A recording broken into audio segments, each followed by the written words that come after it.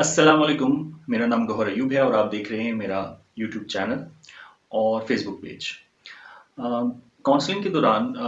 Parents के सवालात के दौरान बहुत सारी ऐसे सवालात भी सामने आते हैं कि सुनकर हैरत होती है कि हम इतनी छोटी छोटी बातें कैसे नज़रअंदाज कर सकते हैं। यानी कि दो वाक़यात हैं, मैं आपको अगर बताऊं और आप अगर उन वाक़यात को सुने तो आपको यकीनन महसूस होगा कि ज़िंदगी में बारहा आपके साथ भी ऐसा हो चुका होगा और बचपन में ऐसा कई बार आपके साथ हुआ होगा। तो सवाल ये था जो पूछा किसी पूछने वाले ने कि बच्चों में अल्लाह से मोहब्बत कैसे पैदा करें, यानी तरबियत करते हुए हम बच्चों के अंदर जो अल्लाह ताला से मोहब्बत है, वो वाली मोहब्बत नहीं जो किताबों में होती है, जो रियल मोहब्बत है, वो कैसे डेवलप की जाए। तो सोचने की बात है कि क्या बच्चों को सिर्फ ये बता देने से कि हम मुसलमान के घर पैदा हुए हैं या पूरी कायनात अल्लाह ताला ने बनाई है, वो अल्लाह ताला से मोहब्बत करने लगेंगे। जब तक हम उन्हें ये चीज़ रियलाइज़ नहीं करवाएंगे, उनकी कॉमन प्रैक्टिस में नहीं लेकर आएंगे, तो वो कैसे अल्लाह ताला से मोहब्बत का इजहार करेंगे और दिल से अल्लाह ताला को चाहेंगे, अल्लाह ताला से प्यार करेंगे। तो दो वाक़यात हैं जो मैं आपको बताता हूँ और फिर मैं मज़ीद थोड़ी बहुत जो बातें हैं वो आपके साथ डिस्कस करूँगा, आपके गोशे गुज़र करूँगा। तो यकीनन इससे काफ़ी हेल्प मिलेगी उन लोगों को जो अपने बच्चों की तालीम और फिर तरबियत और इन दोनों को बैलेंस करना चाहते हैं। वो चाहते हैं कि उनके बच्चे एक मुतवाज़न शख्सियत के हामिल हों। आजकल ट्रैवलिंग क्योंकि काफ़ी ज़्यादा कर रहा हूँ, तो एक जगह एक गांव में नमाज पढ़ने के लिए गया,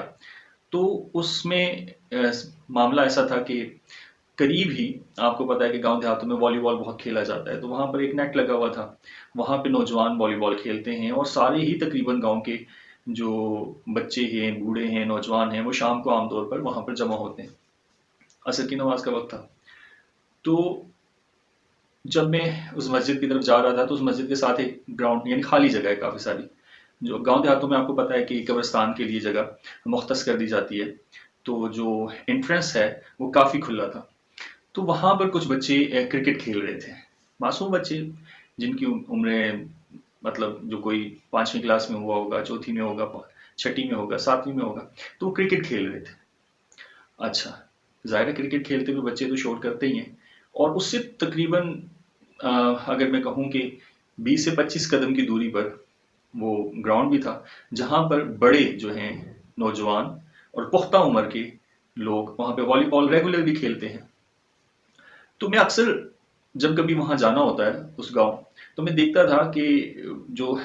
खेल है शाम असर के वक्त, वहाँ पर बहुत ज़्यादा रश होता है ग्राउंड में। और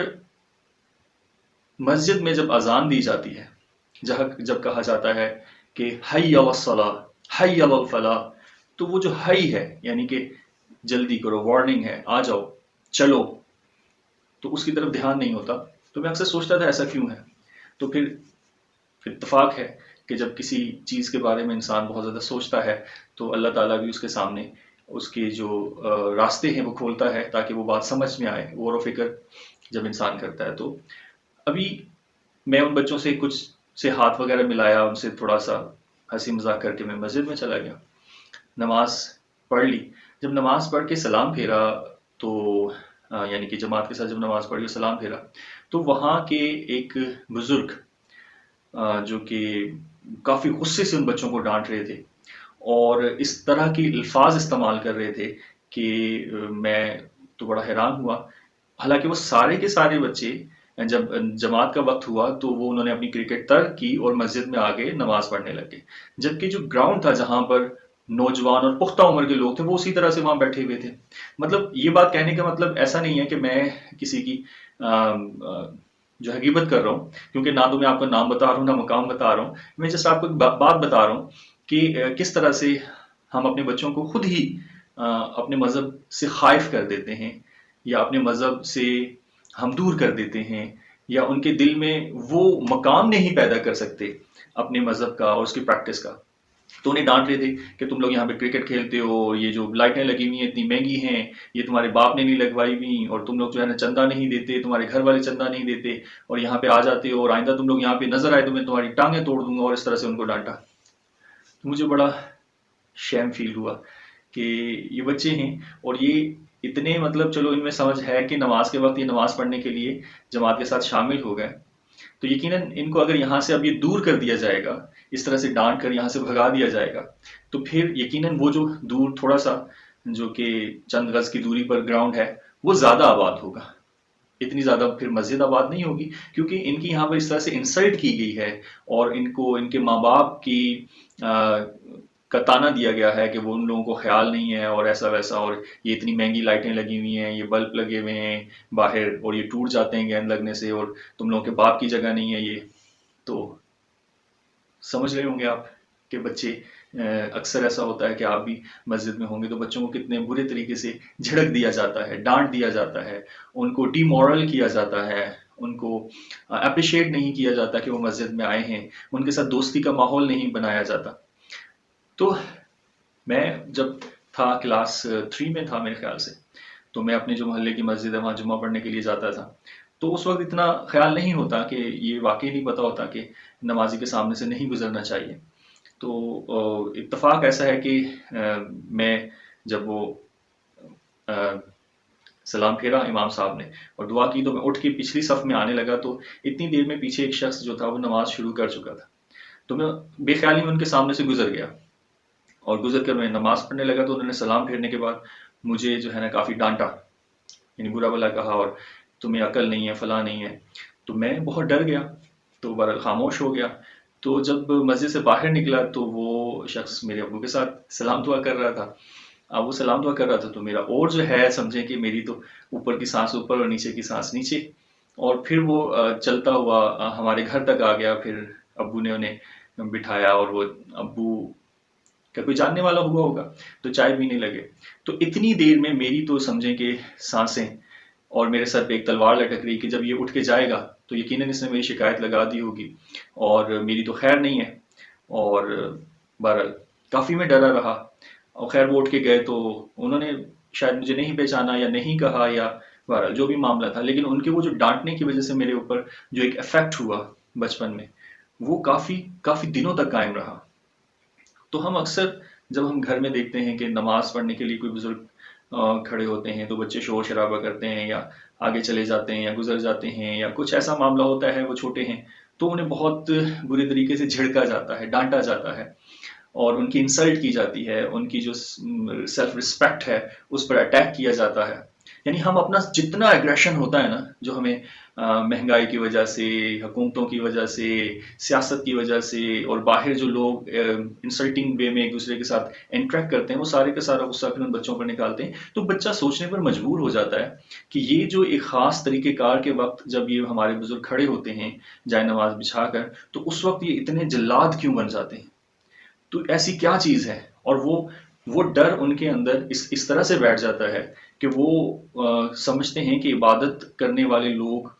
اور وہ جو عبادت کر رہے ہوتے ہیں تو ایسا لگتا ہے کہ وہ بچوں پر احسان کر رہے ہیں یا دوسروں پر احسان کر رہے ہیں، اور وہ اپنا سارا جو ہے اپنی جو انہیں ریوارڈ چاہیے وہ ان سے چاہتے ہیں، بچوں سے چاہتے ہیں کہ وہ رسپیکٹ کی صورت میں انہیں دیں، ان سے ڈریں۔ تو کیا نبی کی وہ طریقہ کار ہمیں یاد ہے کہ جب ایک بار ہمارے پیارے نبی صلی اللہ علیہ وآلہ وسلم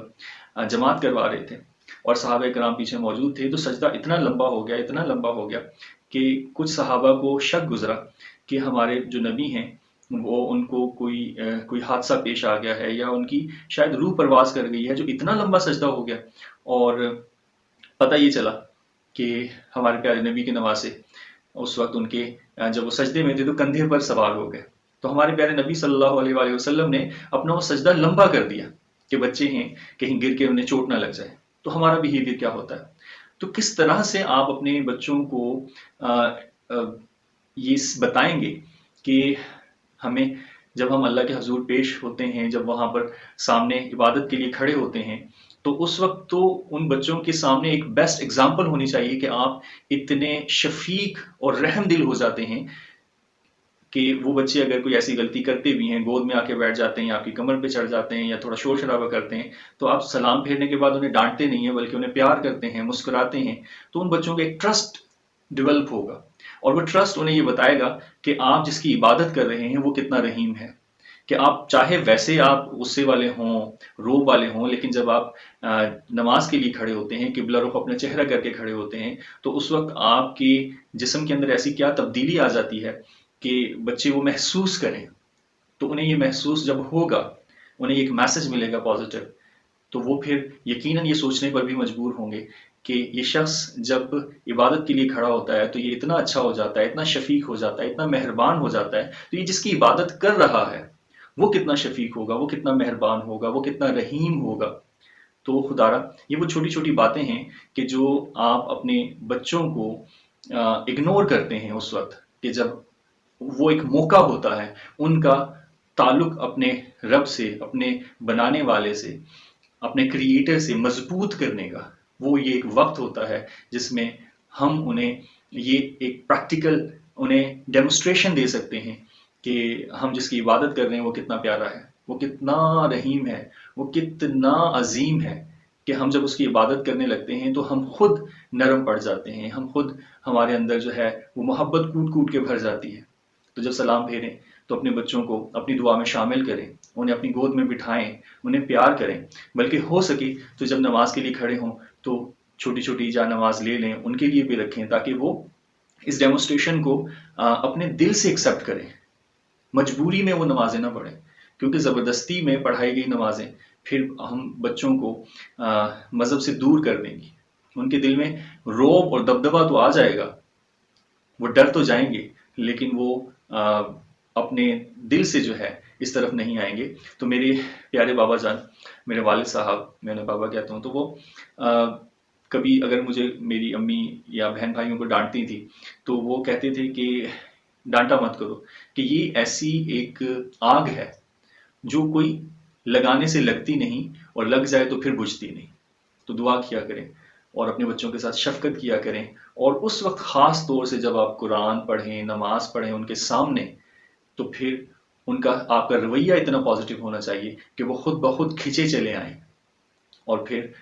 جب وہ کھنچے چلے آ جائیں تو پھر اللہ تعالیٰ سے دعا کریں کہ یا اللہ یہاں تک تو میں انہیں لے آیا ہوں، آگے تو انہیں قبول فرما، اپنی محبت ان کے دل میں ڈال دے، اور یہ یہاں پر رہیں لیکن ان کا خیال تیری طرف ہو۔